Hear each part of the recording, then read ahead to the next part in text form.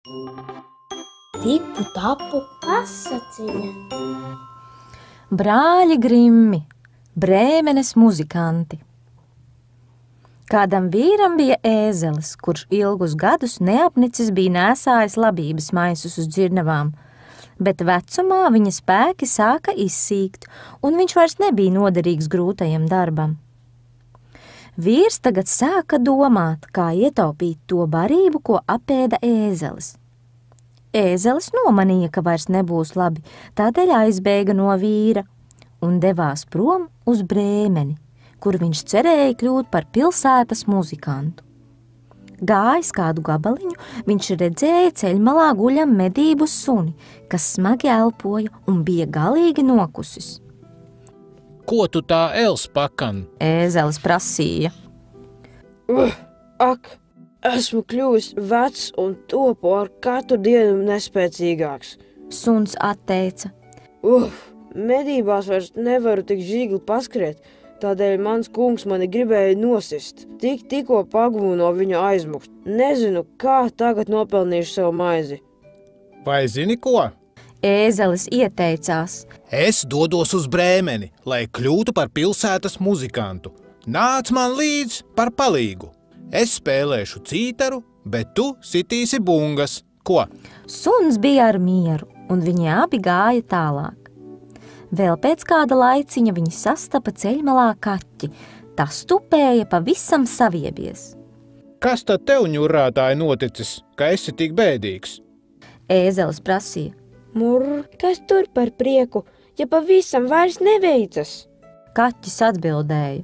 Tā kā esmu vecs, mani zobi kļuvuši trulāki, un man pašam vairāk paprātam sēdēt aizkrāsnē un ņurāt, nekā skraidīt pakaļ pelēm. Mjau! Saimniece mani gribēja noslīcināt. Es izspruku no viņas nagiem, bet nu pats nezinu, ko iesākt. Kā pelnīt sev pārtiku? Nāc mums līdzi uz Brēmeni. Tu taču proti spēlēt nakts mūziku. Salīgsim tur par pilsētas muzikantiem. Kaķim šis padoms patika, un viņš gāja līdzi. Pēc tam visi trīs bēgļi gāja garām kādām mājām, kur uz vārtiem tupēja gailis un dziedāja pilnā kaklā. Tu jau aizbļausi visiem ausis, teica ēzelis. Kas tev noticis? Dziedādams, es esot vēstījis jauku laiku. Gailis stāstīja. Saimniece tāpēc bija stājusies pie veļas mazgāšanas, bet nu nevar izžāvēt un dusmojas. Rīt sestdienā viņai būs viesi, tādēļ likusi ķēkšai mani nokaut zupai, bet man vēl negribās zaudēt savu galvu. Tādēļ arī pirms nāves vēl kliedzu, cik spēju. Ko tu, sarkanseksti, te par niekiem klaigā? Teica ēzelis. Nāc labāk mums līdzi uz Brēmeni. Tur tev klāsies labāk nekā zupas katlā. Tev ir laba balss, tādēļ mums visiem kopā iznāks jauka muzicēšana. Gailim patika šāds priekšlikums, un viņi visi četri kopīgi gāja tālāk. Bet vienā dienā Brēmene nebija sasniedzama. Pret vakaru draugi nonāca mežā, kur viņiem nācās pārnakšņot. Ēzelis ar suni nometās pie kāda liela koka. Kaķis ielīda zaros, bet Gailis uzlaidās pašā koka galotnē, jo tur bija visdrošāk. Bet pirms aizmigšanas viņš pēc veca paraduma palūkojās vēl visapkārt.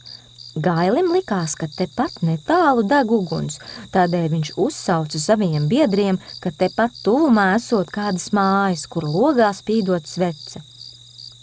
Tad jau mums jādodas uz turieni, jo te nav visai teicama nakts guļa. Ēzelis teica.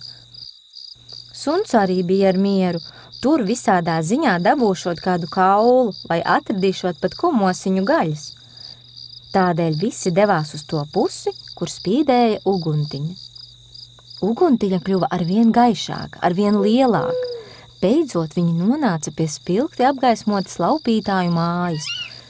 Ēzelis, kā lielākais, piegāja pie loga vistuvāk un ieskatījās iekšā. Ko tu tur redzi, pelēci? Gailis prasīja. Ko es redzu? Pārjautāja ēzelis. Es redzu apklātu galdu, kas apkrauts ar visādiem ēdieniem un dzērieniem, un laupītāji sēž visapkārt un mielojas. Mums arī derētu krietnas vakariņas, Gails noteica.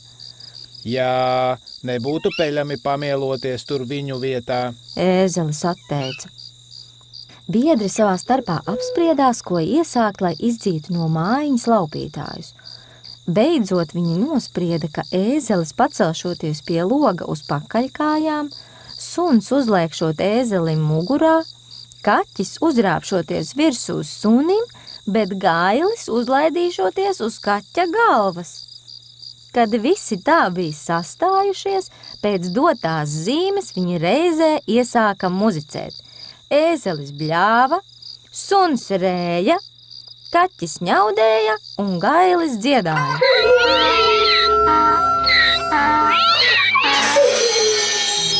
Izsituši logu, viņi metās istabā.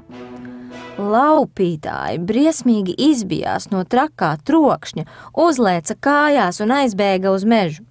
Bet mūsu 4 draugi nosēdās pie galda, ņēmās mieloties un ēst, it kā būtu badojušies veselu mēnesi.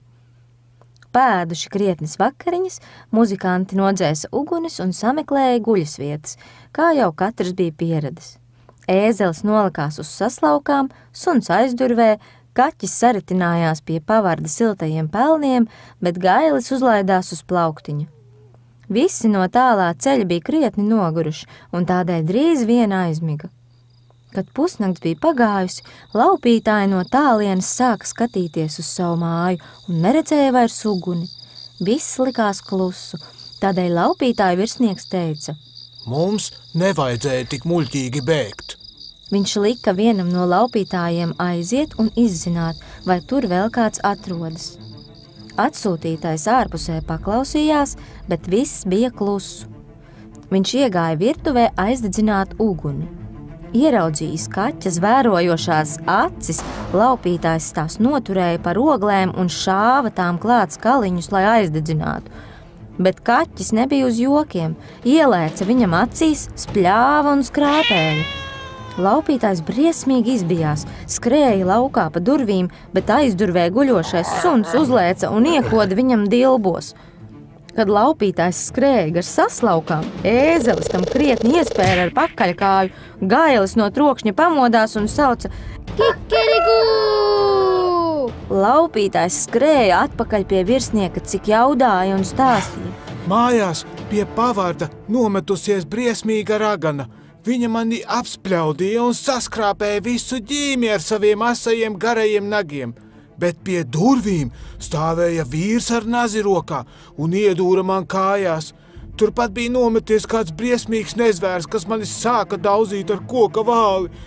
Vēl kāds sargs bija nolikts kaut kur uz jumta.